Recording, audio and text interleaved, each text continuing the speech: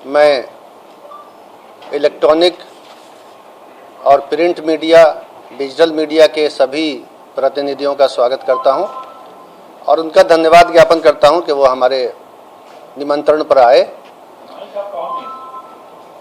Mic को नज़दीक करना होगा मुझे। कहीं कोई दिक्कत हो रही है रिकॉर्डिंग में?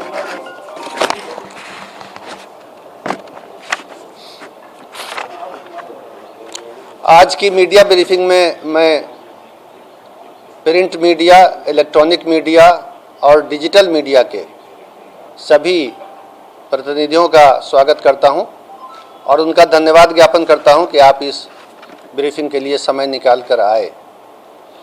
जैसा कि आप देख रहे हैं, हमारे साथ श्री चैतन्य प्रसाद, अपर मुख्य सचिव गृह विभाग भी मौजूद हैं और यहाँ पर श्री शीर्षित कपिल अशोक, कारा महानिरीक्षक भी हमारे बीच हैं। जो विषय है वो आजीवन कारावास पाए हुए बंदियों को नियम के अनुसार परिहार देते हुए कारा मुक्त करने के नियम और प्रक्रिया के संबंध में है। जैसा कि हम आपको बताएंगे, ये नियम, प्रक्रिया और व्यवस्था काफ़ी लंबे अरसे से चली आ रही है, लेकिन कुछ कारणों से अभी अभी ये बहुत ज़्यादा खबरों में आ गया है और पब्लिक डोमेन में इसके रूल्स की, प्रोसेस की जानकारी अधिक नहीं है। तो मैं सबसे पहले ये बताऊंगा कि बिहार में जो नया जेल मैनुअल 2012 वर्ष में बनाया गया था, जिसे बिहार कारा हस्तक 2012 कहते हैं, उसके नियम 474 से 487 में विस्तार से प्रक्रिया दी हुई है, जिसको देखा जा सकता है। उस प्रक्रिया में ये लिखा हुआ है कि जो लोग आजीवन कारावास की सज़ा पा करके जेल में दाखिल हुए, उनको कितने दिनों के बाद कारामुक्त किया जाएगा और किस तरीके से किया जाएगा। और उसमें जो बुनियादी बात है, सबसे पहली बात वो ये है नियम में कि कारा में 14 वर्ष की वास्तविक संसीमन अवधि पूरी होनी चाहिए। यानी कैलेंडर से गिन करके दिन, महीने और साल 14 बरस तो अवश्य, कम से कम 14 वर्ष जेल के अंदर बिताए हों और जेल में अच्छे चाल चलन के लिए, गुड कंडक्ट के लिए परिहार यानी रेमिशन देने का नियम कारा हस्तक में है। तो परिहार समेत 14 वर्ष की अवधि पर परिहार की अवधि जोड़ने के बाद 20 वर्ष की गणना होनी चाहिए। तो ये परिहार जो है ये नोशनल है, ये रिवार्ड पॉइंट है या बोनस पॉइंट है, लेकिन इसकी गणना भी महीने और साल में होती है। तो 14 वर्ष की वास्तविक अवधि और 20 वर्ष परिहार समेत करके जिनको योग्य पाया जाएगा, उनकी कारा मुक्ति पर विचार किया जाएगा। अब उस विचार करने के लिए प्रक्रिया और शर्तें हैं और इसके लिए एक राज्य स्तरीय परिषद भी गठित है, जो इस मामलों पर विचार करके अपनी अनुशंसा सरकार को देती है कि कौन कौन से बंदी इस नियम से कारा मुक्त होने के लिए योग्य पाए गए। उस परिषद का नाम राज्य दंडादेश परिहार परिषद है और ये सरकार के आदेश से विधिवत रूप से गठित है। इसके अध्यक्ष अपर मुख्य सचिव गृह विभाग होते हैं और कई अधिकारी इसके सदस्य होते हैं और उन अधिकारियों में 2 न्यायिक सदस्य भी हैं, जुडिशियल मेंबर, जो डिस्ट्रिक्ट जुडिशियरी के बहुत सीनियर अधिकारी होते हैं। सामान्यतः अभी की व्यवस्था में डिस्ट्रिक्ट जज जो पटना के हैं और बिहार सरकार के विधि सचिव जो खुद भी डिस्ट्रिक्ट जज होते हैं, ये इसके मेंबर हैं। तो कहने का मतलब ये है कि ये परिषद जो है कानूनी दृष्टिकोण से बारीकी से विचार करके अपना माइंड अप्लाई करके, जिसमें जुडिशियल माइंड भी होता है, 2 विद्वान जजों का भी उसमें विचारण और मंतव्य शामिल होता है, उसके बाद ही कारा मुक्त करने का प्रस्ताव गठित करती है, जिस पर सरकार का आदेश लिया जाता है।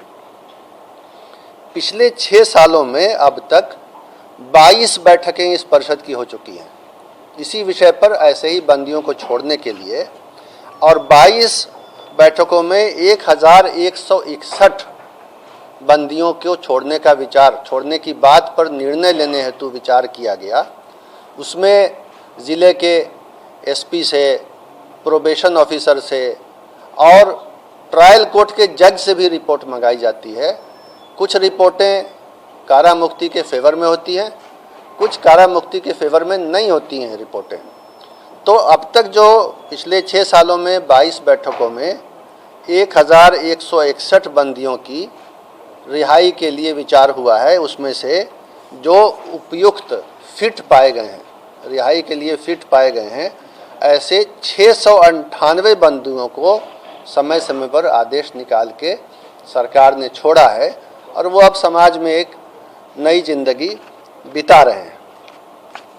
इसके अलावा कुछ और भी नियम है जिसमें अन्य प्रकार के सजा याफ्ता बंदियों को भी छोड़ने के लिए समय समय पर वन टाइम डिसीजन, एक बार का निर्णय लिया जाता है, जो सामान्यतः 26 जनवरी यानी गणतंत्र दिवस, 15 अगस्त यानी स्वतंत्रता दिवस और 2 अक्टूबर अर्थात महात्मा गांधी जयंती के अवसर पर सरकार लेती है।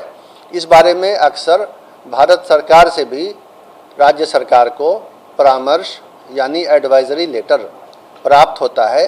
राज्य सरकार उसके आलोक में बंदियों को छोड़ने के लिए शर्तें तय करती है और उनको भी छोड़ा जाता है। अब तक 104 ऐसे बंदियों को विशेष अवसर पर, जो 3 अवसर मैंने आपको बताए, उन अवसर पर कारामुक्त किया गया है, सज़ा में छूट दे करके कारामुक्त किया गया है। जो आजीवन कारावास वाले बंदियों को छोड़ा जाता है और अन्य अवसरों पर अन्य प्रकार के बंदियों को, ये सब चलता रहता है, सामान्य प्रक्रिया है और इस प्रक्रिया को विभिन्न न्यायालयों ने अपहोल्ड किया है, स्वीकृत किया है और ये एक अच्छी परिपाटी है जिसको राज्य सरकार फॉलो करती है। तो उसके आलोक में अभी जो आदेश निर्गत हुआ है और जो उसमें ये सारे नियम फॉलो किए गए हैं, उसमें किसी के लिए कोई अवधि के बारे में या नियम के बारे में या डीएम और एसपी या ट्रायल जज की रिपोर्ट लेने के बारे में कोई भी किसी के साथ छूट नहीं दी गई है। जिसके बारे में अनुशंसाएं आई, ज़िले के एसपी ने किया, जिसके बारे में डिस्ट्रिक्ट जज या जो ट्रायल जज थे उन्होंने अनुशंसा भेजी कि हाँ छोड़ सकते हैं।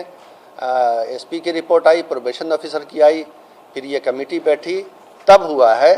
और किसी को इसमें कोई उन मामलों में जो शर्तें हैं बुनियादी, छूट नहीं दी गई है। एक बंदी जो राजनीतिक बंदी हैं, श्री आनंद मोहन का नाम आ रहा है, मीडिया में भी आ रहा है, उनका भी केस अलग कुछ नहीं था। वो उनको भी जो है, उनकी तो 14 वर्ष नहीं 15 वर्ष 9 माह 25 दिन की वास्तविक अवधि पूरी हो चुकी है। 14 वर्ष के बदले 15 वर्ष 9 माह 25 दिन और परिहार सहित अगर जोड़ें तो 22 वर्ष 13 दिन की सज़ा पूरी हुई है। और बाकी बंदियों की भी इसी तरह 14 वर्ष से अधिक और 20 वर्ष से अधिक पूरी हुई है। ये एक सामान्य प्रक्रिया है प्रशासनिक और पहले से चली आ रही है और इसमें किसी तरह का कुछ नियम के पालन में कोई कमी नहीं की गई है। यही बातें आपको बतानी थी और आपने इसको धैर्य के साथ सुना, इसके लिए मैं आपको धन्यवाद देता हूँ। Mahavidya global school, education for new generation, जहाँ मिले आपके बच्चे को शिक्षा भी संस्कार भी। Cocurricular activities, yoga, e library, play school, indoor games, sports, smart classroom, cricket academy और एक्सीलेंट एकेडमिक्स का परफेक्ट मेल। Registration open. Mahavidya global school, NH 139 near AIIMS, Phulwari Sharif, Patna.